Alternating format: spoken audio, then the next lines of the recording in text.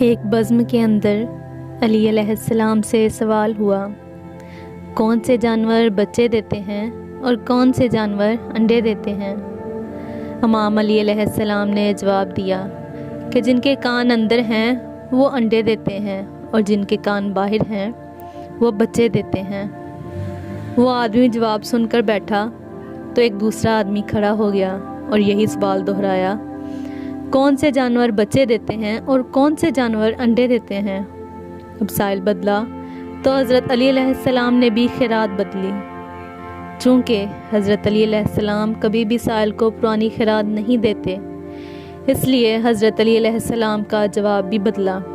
حضرت علی علیہ السلام نے جواب دیا، سن، جو اپنے بچوں کو دودھ پلاتے ہیں وہ بچے دیتے ہیں، اور جو اپنے بچوں کو غذا یعنی دانہ کھلاتے ہیں وہ انڈے دیتے ہیں۔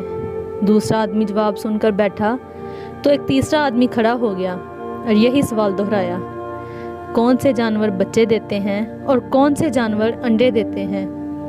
حضرت علی علیہ السلام مسکرائے اور کہا، تیرے لیے بھی نیا جواب ہے، سن، جو اپنی غذا کو چبا کر کھاتے ہیں وہ بچے دیتے ہیں، اور جو اپنی غذا کو صرف نگلتے ہیں وہ انڈے دیتے ہیں۔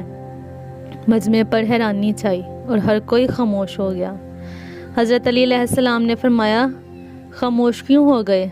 اگر اب بھی کسی کی تسلی نہیں ہو رہی تو سوال کرو، میں ابو طالب کا بیٹا علی تمہیں دعوت دیتا ہوں، تم یہی سوال دہراتے رہو، میں ہر دفعہ تمہیں نیا جواب دیتا رہوں گا۔